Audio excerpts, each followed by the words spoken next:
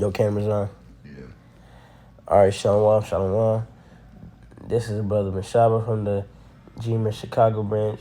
Come back at you with another lesson, joined by the brother Joshua Alaba. and we about to come to you with some edification. But before we get into this lesson, let's give all honor and glory. Yahweh Ba'Hashem, Yahushai Ba'Hashem and Kakodash. Second thing we want to do is give double honor to all the elders and apostles of Great Millstone, and the salutation to all of you brothers that are pushing this truth with both sincerity and charity. Alright, so what I wanted to get into is this new TV show called The House of David. It's on Prime. You may or may not have heard about it, but basically I'm doing a response to it.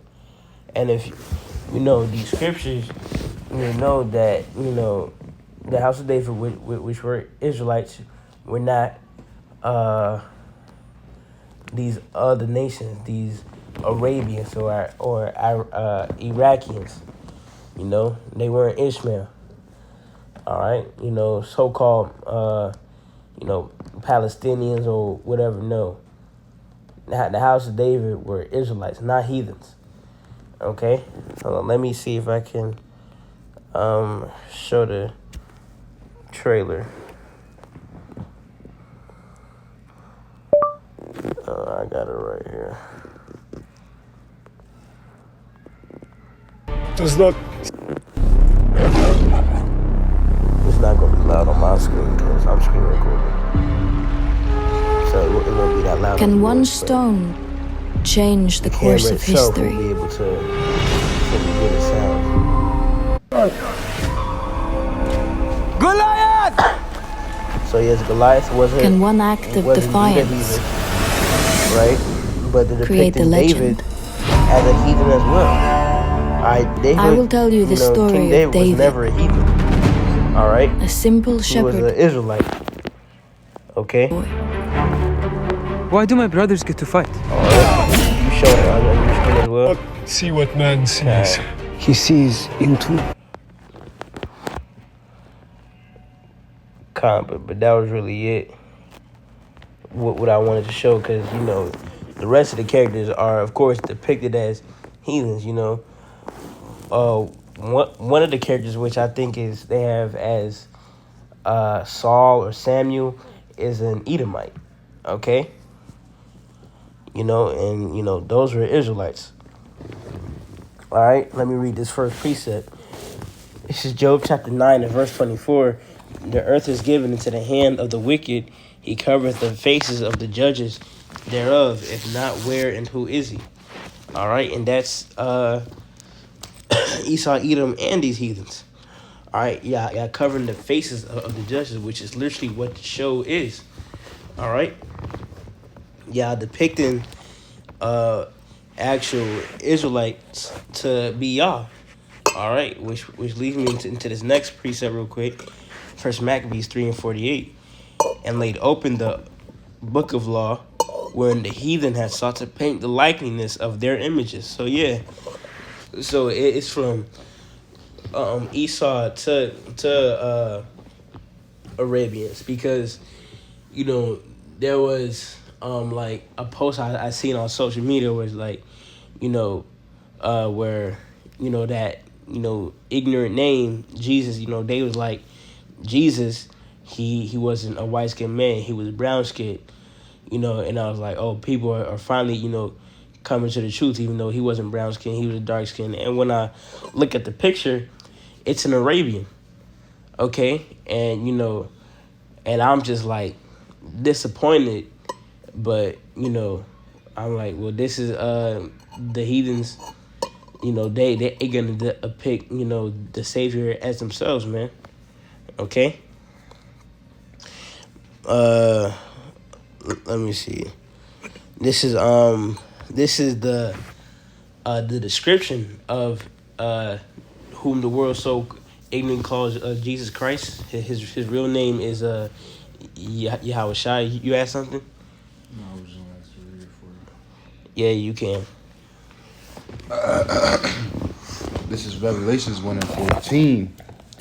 His head and his hairs were white like wool, as white as snow, and his eyes were as a flame of fire, and his feet like unto fine brass, as if it was burned in a furnace, and his voice as a sound.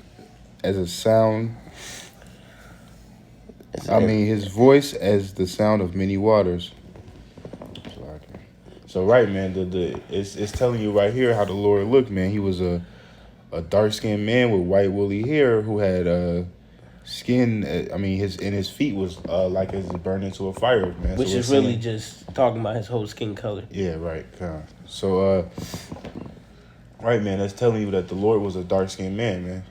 All right, with woolly hair, which is, if any, so-called Negro man feels their hair, it's gonna feel like wool, like the hair on a sheep. If you ever seen a sheep with overgrown hair, it'll look like just one huge afro, man. And it's tough to cut off because it's just untaken care of and it's just coiled up. The same thing happens to Negro hair when it's not taken care of. It can just grow and dread up, and it's coiled within each other. It's hard to comb it, brush it, cut it. You just gotta look at these scriptures, man. These scriptures are very simple. All right, this is Song of Solomon. All right, which is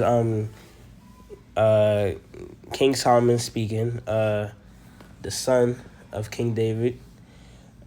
I am black, but calmly, O ye daughters of Jerusalem, as the tents of Kedar, as the curtains of Solomon. Look not upon me, because I am black, because the sun hath looked upon me. My mother's children were angry with me. They made me the keeper of the vineyards. My own vineyard have I not kept. So Solomon, he just literally called himself, a black. All right, which, I'm sure it was a different word, when it was, when the scriptures were, when the scriptures were originally written, but language changes over time. But yeah, man, he said, I am black but calmly. All right. So he's basically saying, he was a dark-skinned man. All right, King Solomon. All right, which is what? He was an Israelite. Okay. Can you read Deuteronomy 28:49?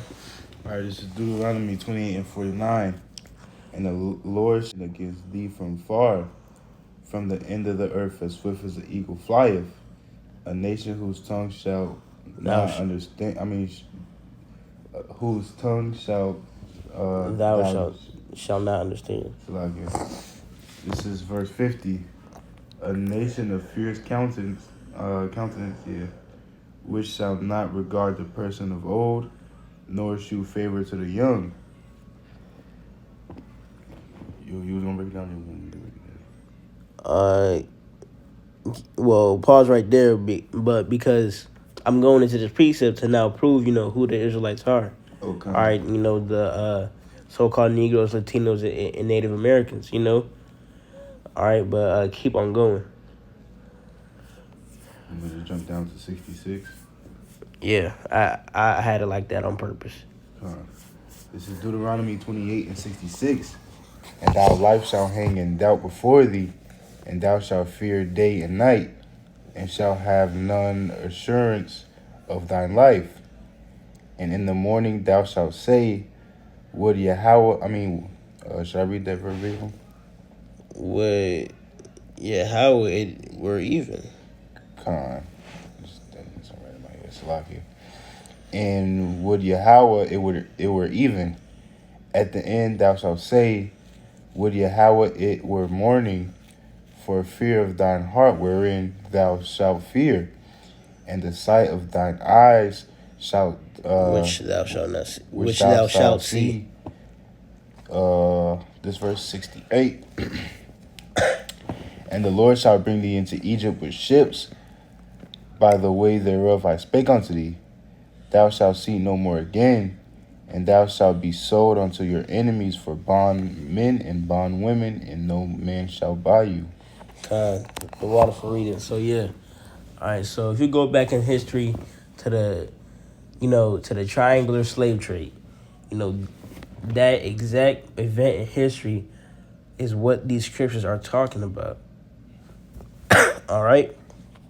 And when it's talking about Egypt, it's not literally talking about Egypt, as in, the country over there, but it's talking about bondage. All right. Because that was, the place of the Israelites, original bondage. All right. In Exodus.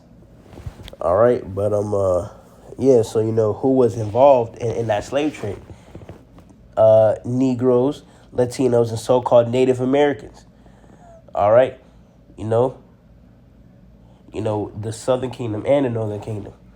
They was all involved in that triangular slave trade, being sold for, this or that or this. All right. Being sold for, young women were being sold off to, Edomite sexual predators. All right. It was a lot of, just, crazy stuff going on, man.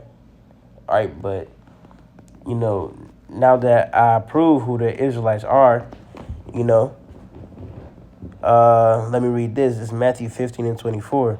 But he answered and said, I am not sent but unto the lost sheep of the house of Israel. So yeah, I'm pretty sure this precept is Yahweh himself talking, which is whom the world so ignorantly calls Jesus Christ. And I'm have to go into a lesson talking about John 3:16. All right, but yeah, man. So the Lord not here for these other nations, these Arabians, Iraqians, these Japanese, these Chinese. No, all right. The Lord is here for the Israelites. The elect.